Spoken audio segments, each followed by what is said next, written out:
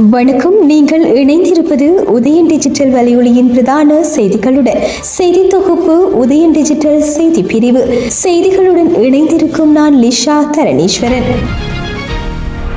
2025 ஆண்டிற்கான பன்முகப்படுத்தப்பட்ட வரவு செலவு வேலை திட்டங்களை நடைமுறைப்படுத்தல் தொடர்பான கலந்துரையாடல் இன்று காலை யாழ்ப்பாணம் மாவட்ட செயலக கேட்போர் கூடத்தில் மாவட்ட ஒருங்கிணைப்பு குழு தலைவரும் கடற்றொழில் அமைச்சர் ராமலிங்கம் சந்திரசேகர் தலைமையில் நடைபெற்றது. கூட்டத்தில் நாடாளுமன்ற உறுப்பினர்களான கஜேந்திரகுமார் பொன்னம்பலம், இளங்குமரன், ஸ்ரீ பவானந்தராஜா ராஜீவன், யாழ்ப்பாண மாவட்ட செயலர் மருதலிங்கம் பிரதீபன், பிரதேச செயலாளர்கள், திணைக்கள உத்தியோகத்தர்கள் கலந்து கொண்டுள்ளனர்.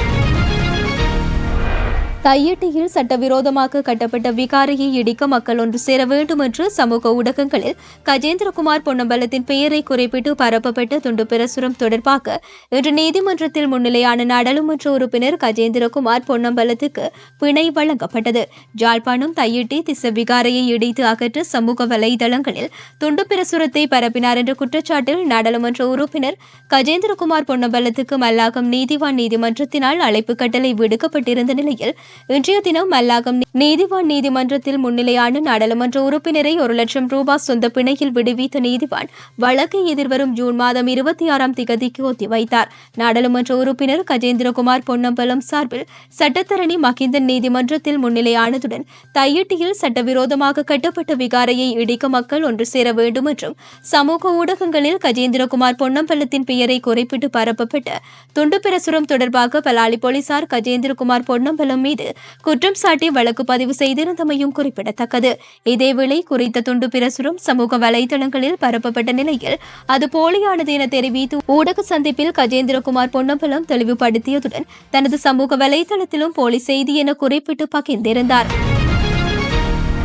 வடக்கு மாகாணத்தின் அபிவிருத்தி தொடர்பில் ஜனாதிபதி அனுரகுமார திசாநாயக்க தலைமையிலான அரசாங்கம் சாதகமான நிலைப்பாட்டை கொண்டிருக்கும் இந்த தருணத்தில் அதை பயன்படுத்தி எமது மாகாணத்தை துரிதமாக அபிவிருத்தி செய்து கொள்ள வேண்டும். இதை போன்றதொரு சந்தர்ப்பத்தை நாம் இழக்கக்கூடாது என வடக்கு மாகாண ஆளுநர் நா. வேதநாயக்கன் தெரிவித்துள்ளார். தெல்லிப்பளை ஆதார மருத்துவமனையில் நோய் தடுப்பு பராமரிப்பு சேவை பிரிவுக்கான அடிக்கல் நாட்டும் நிகழ்வு இன்று காலை இடம்பெற்ற போதே அவர் இதனை தெரிவித்தார்.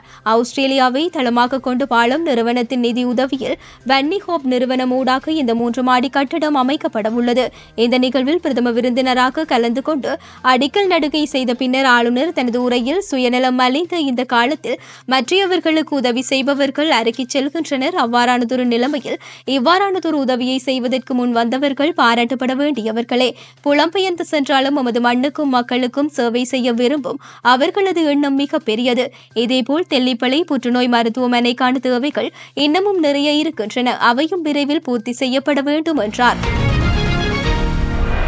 வேலை வாய்ப்பினை வழங்குமாறு கோரி வேலையில்லா பட்டதாரிகள் இன்றைய தினம் யாழ்ப்பாணம் மாவட்ட செயலகத்திற்கு முன்னால் கவனவீர்ப்பு போராட்டத்தில் ஈடுபட்டனர். குறித்த பட்டதாரிகள் கடந்த சில வாரங்களாக தொடர்ச்சியாக போராட்டத்தில் ஈடுபட்டு வருகின்ற நிலையில் இன்று 2025ஆம் ஆண்டுக்கான பன்முகப்படுத்தப்பட்ட வரவு செலவு வேலை திட்டம் தொடர்பான ஒருங்கிணைப்பு குழு கூட்டமானது யாழ் மாவட்ட செயலகத்தில் நடைபெற்ற நிலையில் அமைச்சர்கள் மற்றும் நாடாளுமன்ற உறுப்பினர்கள் கலந்து கொண்டதை அடுத்தே இந்த போராட்டமானது முன்னெடுக்கப்பட்டது. யாழ்ப்பாணம் செம்மணி பகுதியில் அமைந்துள்ள அரியாலை சிந்துபாத்தி மைதானத்தில் எலும்புக்கூடுகள் மீட்கப்படுவது பல்வேறு சந்தேகங்களையும் அச்சத்தையும் தோற்றுவித்துள்ளதாக தெரிய வருகின்றது.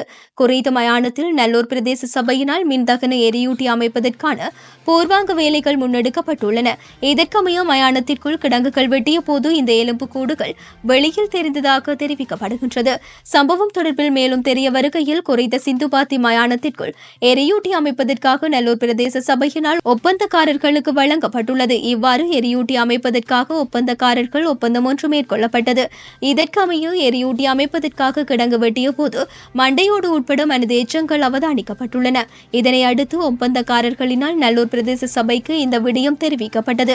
இதன் தொடர்ச்சியாக சம்பவ இடத்திற்கு வருகை தந்த பிரதேச சபை செயலர் உள்ளிட்ட தொழில்நுட்ப உத்தியோகத்தர்கள் சிந்துபாத்தி மயான அபிவிருத்தி குழு உறுப்பினர்கள் பார்வையிட்டனர். இதனைத் தொடர்ந்து புனரமைப்பு பணிகளை இடைநிறுத்தாமல் தொடர்ந்தும் பணிகளை முன்னெடுக்குமாறு நடாத்துமாறு ஒப்பந்தக்காரர்களுக்கு வலியுறுத்தப்பட்டுள்ளது. ஆனால் எலும்புக்கூடுகள் மனித எச்சங்களாக இருக்கலாம் அல்லது மயான கிறிஸ்தவ மனித எச்சங்களாக இருக்கலாம் என சந்தேகித்த ஒப்பந்தக்காரர்கள் தம்மால் தொடர்ந்து பணியாற்ற முடியாது என தெரிவித்திருந்தனர். இதனை அடுத்து அந்த ஒப்பந்தத்தை இடைநிறுத்திய பிரதேச சபை செயலாளர் மயானு அபிவிருத்தி சபையிடம் இது குறித்து தெரிவித்ததுடன் குறித்த ஒப்பந்தத்தின் தொடர் பணிகளை முன்னெடுக்குமாறு கேட்டுள்ளார். இதனால் அச்சமடைந்து மயான அபிவிருத்தி குழுவினர் அடுத்த கட்ட நடவடிக்கை தொடர்பில் ஆராய்ந்து வருகின்றனர்.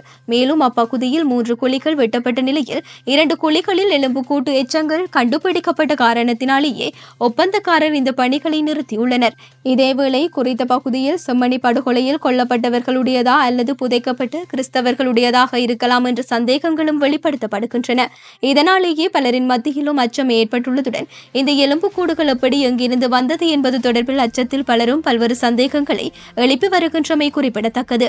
இந்த எலும்புக்கூடு விவகாரம் தொடர்பில் இதுவரையில் போலீசாருக்கு தகவல் கொடுக்கப்படவில்லை என்பதுடன் இதனை மூடி மறைக்கும் சதி நடவடிக்கைகள் முன்னெடுக்கப்படுவதாகவும் குற்றச்சாட்டுகளும் முன்வைக்கப்பட்டுள்ளமை சுட்டிக்காட்டத்தக்கது.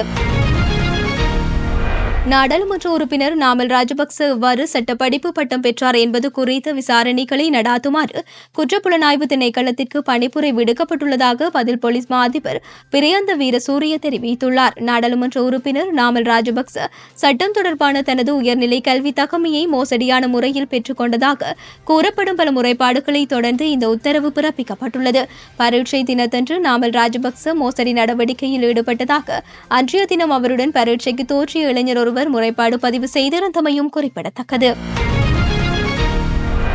மின்துண்டிப்பு மற்றும் அரசியல் பழிவாங்கல்கள் தொடர்பில் பொறுப்பான அமைச்சர் உடனடியாக கருத்து தெரிவிக்க வேண்டும் என எதிர்க்கட்சித் தலைவர் சஜித் பிரேமதாச தெரிவித்துள்ளார். நாடாளுமன்றத்தில் இன்று உரையாற்றும் போதே அவர் இதனை தெரிவித்தார். மேலும் கருத்து தெரிவித்து அவர் மக்கள் எதிர்நோக்கும் பிரச்சினைகளுக்கான பதில்களை நாடு எதிர்பார்த்து கொண்டிருக்கின்றது.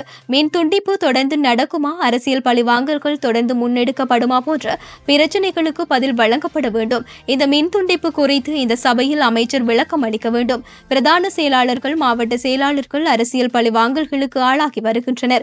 வெளிநாட்டு முதலீட்டாளர்கள் கூட நாட்டை விட்டு வெளியேறி வருகின்றனர். இந்த ஞாயிற்றுக்கிழமையும் மின்சாரம் துண்டிக்கப்படலாம் என எச்சரிக்கை விடுக்கப்பட்டுள்ளது. சூரிய சக்தி உற்பத்திக்கு ஏற்ப விநியோகம் இடம்பெறாவிட்டால் மின்தடை ஏற்படும் அபாயம் காணப்படுகின்றது. இது தொடர்பில் அரசாங்கம் தரப்பில் பதில் வழங்க வேண்டும். புதிய உற்பத்தி ஆலைகளை திறந்து சமநிலையற்ற தன்மையை ஏற்படுத்தாத வகையில் நடவடிக்கை எடுக்க வேண்டும். இனிமேலும் குரங்குகள் மீது பழி போட வேண்டாம் என்றார். இத்துடன் உதயன் டிஜிட்டல் வலையொலியின் இரவு நேர பிரதான செய்திகள் நிறைவடைகின்றன. தொடர்ந்தும் நாளை காலை நேர பிரதான செய்திகளுடன் இணைந்திருங்கள். வணக்கம்.